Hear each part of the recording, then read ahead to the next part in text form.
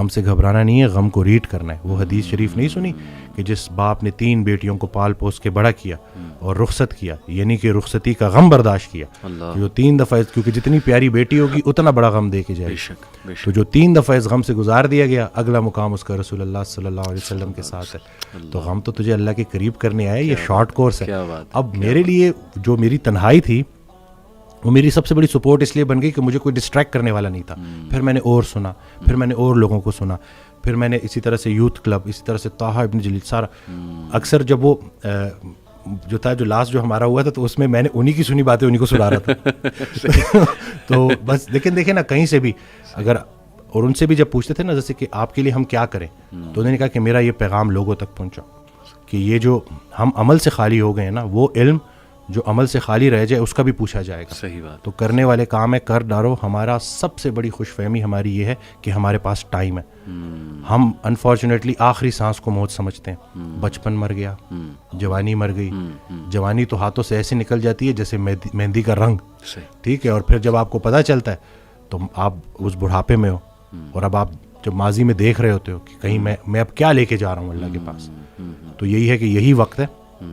تو جس ٹائم میں بھی گلہ کر رہا تھا, شکوے کر رہا تھا, اور پھر انہوں نے کہا کہ خواہشیں ٹوٹنے کا اور اس غم سے نکلنے کا ایک ہی طریقہ ہے کہ کوئی ایک خواہش ایسی ڈیولپ کر لی جائے جو باقی تمام خواہشات پہ بازی لے جائے, لیکن وہ خواہش ٹھہرنے کی نہ ہو, جانے کی ہو. فکر آخرت تمہیں دنیا کی ہر فکر سے آزاد. صحیح بات, صحیح بات. جو بن دیکھے رحمان سے ڈرتا تھا وہ تب نہیں ڈرے گا جب دیکھے گا. صحیح بات. بلکہ لاسٹ جب میں لاہور آیا تھا تو یہ میں نے وہ ٹی وی لگایا تو وہ قرآن کی, تو اس میں نا اس کی آیت, اس کا ترجمہ کہ قرآن پاک میں اللہ تعالیٰ کہتا ہے, ارشاد فرماتے ہیں کہ تم وہ وعدہ یاد رکھو جو تم نے مجھ سے کیا تھا, میں وہ وعدہ یاد رکھوں گا جو میں نے تم سے کیا تھا. تو ہم نے بس وہ وعدہ کیا تھا. نماز بھی تو اللہ کی یاد ہے نا. صحیح صحیح. تو اور پھر دوسرا یہ کہ یکسوئی, کہ جب آپ کا نا یکسوئی نصیب ہو جائے, ایک ہی آپ ڈائریکشن میں چلنا شروع ہو جاؤ. محبت کیا ہے؟ محبت ادھر ادھر دیکھنا نہیں ہے, ایک ہی ڈائریکشن میں دیکھنا. بالکل صحیح. تو جب آپ کی ڈائریکشن اللہ کی طرف ہو جائے نا, پھر اٹھنا بیٹھنا ہر چیز, اور ویسے ہی اللہ تعالیٰ آپ کو مشکل سے نکال لیتا ہے. اور ڈاکٹر صاحب آئی تھنک یہ جو سینٹینس ہے نا جو آپ نے بولا تھا کہ اللہ سنبھال لے گا, بالکل ultimately you have to leave everything to اللہ.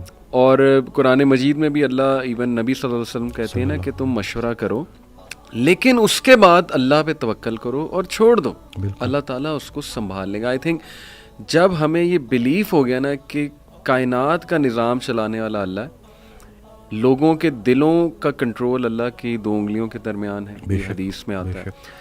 ہر چیز, ایٹم بھی موو نہیں کر سکتا اللہ کی اجازت کے بغیر. اللہ الوکیل ہے, جس کا مطلب ہے ڈسپوزر آف افیئرس. تمام افیئرز اللہ نے ڈسپوز آف کرنے ہیں. جو آپ کی زندگی میں ہو رہا ہے یہ آپ توکل رکھیں, یقین رکھیں کہ وہ اللہ کی اجازت سے ہو رہا ہے. اس کا ایک مقصد ہے, بس آپ نے یہ تلاش کرنا ہے بجائے کہ اس غم کو اپنے سر پہ چڑھانے کے. جیسے آپ نے کہا, you just have to find out کہ یار یہ آیا کیوں ہے, اس کا مقصد کیا ہے, یہ مجھے کیا سکھانا چاہ رہا ہے. اور سجدے میں جا کے بندہ رو پڑے اللہ کے آگے, اللہ سے تقویت مانگے, اللہ سے کہے کہ اللہ مجھے پرسپیکٹیو دے. بلکہ میں ایک کوٹ پڑھ رہا تھا, ایون دو ہی از اے نان مسلم رائٹر ہے بہت بڑا, میرے ذہن سے ابھی خیر نام نکل گیا, انہوں نے بڑی کمال کی بات کی. انہوں نے کہا, oh my lord make me brave, and مجھے ایسی سکت دے کہ میں اپنے غم سے وہ ریزن ڈھونڈ سکوں کہ یہ آیا کیوں ہے. سبحان اللہ. یعنی ایون دو از اے نان مسلم, لیکن یہ کہ اتنی اس میں عقل ہے کہ وہ یہ دعا کر رہا ہے. تو یہی بات ہے کہ وزڈم فائنڈ آؤٹ کرو کہ یہ کیوں آیا ہے. اور بلکہ میں, ڈاکٹر صاحب ایک میرے دوست ہیں بڑے اچھے اسکالر ہیں, انہوں نے ایک بڑی پیاری بات کی. انہوں نے کہا کہ جب بندے پہ غم آئے نا تو چلو کچھ دیر غمگین رہنا یہ نیچرل ہے, فطری ہے. رسول اللہ صلی اللہ علیہ وسلم پہ بڑے غم آئے, حضرت خدیجہ کی جو ڈیتھ تھی وہ اس سے بڑا غم نہیں تھا. The most smiling face did not smile for months. تو اٹس نیچرل, اوکے. لیکن وہ رک نہیں گئے. ایسا نہیں تھا کہ وہ آئسولیشن میں چلے گئے, یا ایسا نہیں تھا کہ سارے کام ٹھپ ہو گئے. کیونکہ میرے دوست نے کہا کہ دیکھو جب ہم ٹھپ ہو جاتے ہیں نا, یہ پیسو شکوہ ہے اللہ سے. اتنی تو ہمت نہیں زبانی رب سے شکایت کریں, لیکن یہ کہ ہم ٹھپ ہو کے دکھاتے ہیں کہ جی بس میں تو راضی نہیں آپ کی رضا میں, انڈائریکٹلی تو ہم یہی کہہ رہے ہیں. انہوں نے کہا جو لوگ غم میں کھڑے ہو جاتے ہیں نا, ان کا دل نہیں کر رہا صبح اٹھنے کا, بستر پہ پڑے رہتے ہیں. آئی ایم شیور آپ بھی ایسی کنڈیشن سے گزرے ہیں کہ اٹھنے کا دل ہی نہیں کرتا, ہمت ہی نہیں کہ جی بندے کا دل کرتا ہے میں سویا رہوں, ریالٹی میں آؤں ہی نا. مطلب ریالٹی از سو بیڈ لیکن اس وقت جو اٹھ جاتا ہے نا, یقین کریں, جو ہمت پکڑتا ہے, اللہ کا نام لیتا ہے, آئی تھنک یہ اللہ کو وہ یہ میسج دے رہا ہے کہ اللہ میں راضی ہوں, راضی ہوں, بالکل. بس اب آپ چلائیں اور مجھے. صبر بھی, بلکہ میرے پاس پیشنٹ آئے تو میں ان کی میں نے کہا آپ نے صبر کرنا ہے, تو کہتے کر رہا ہوں نا. میں نے کہا کہ صبر تو ایسے کرنا ہے کہ دوسرا بندہ اپنی پریشانی بھول جائے. اللہ اکبر, اللہ. صبر ایسے آپ نے ڈیفائن کرنا ہے کہ دوسرا آپ کے پاس آئے کیا بات, اور آپ, کیونکہ یہی صبر ہے. بالکل ایسے. اب آپ کو میں دیکھ رہا ہوں آپ نے اپنے آپ کو چور چور کر دیا. اور باقی ایک اور بات کہ اپنے آنسوؤں کو لوگوں کے سامنے رائیگاں مت کرنا, کیونکہ ان آنسوؤں کی خریدار رحمت پروردگار ہے. تو ان کے سامنے بہاؤ اور پھر دیکھو کہ کیا ہوتا ہے. اور باقی ایک کویسچن بہت سارے لوگ نا مجھ سے کرتے ہیں انگزائٹی سے ریلیٹڈ کہ ہمیں لگتا ہے کہ ہمارے بعد ہمارے بیوی بچوں کا کیا ہوگا. تو میں یہ کہتا ہوں کہ حضرت کہتے ہیں آڈیو میں کہ جو انسان یہ سوچتا ہے کہ اس کے مرنے کے بعد اس کی بیوی بچوں کا کیا ہوگا, اس کا ایمان نامکمل ہے. اس نے پالنے والے کی پالنے والی صفت پہ ایمان ہی نہیں لایا. اللہ اکبر. جن کے لیے پوری کائنات بنائی, ان کو یتیمی اور غریبی سے گزارا, ان کو ماں باپ نہیں دیے, آپ کو دے دیے. اللہ اکبر. ہم شکر کے مقام کو گلے میں کنورٹ کر دیتے ہیں. صحت بھی ہے, زندگی بھی ہے, اور کب تک ہے کوئی نہیں جانتا, اور جب تک ہے وہ کوئی چینج نہیں کر سکتا. تو پھر ابھی کیوں پریشانی لیتے ہیں؟ کیا ان بچوں کو ہم پال رہے ہیں؟ صحیح بات.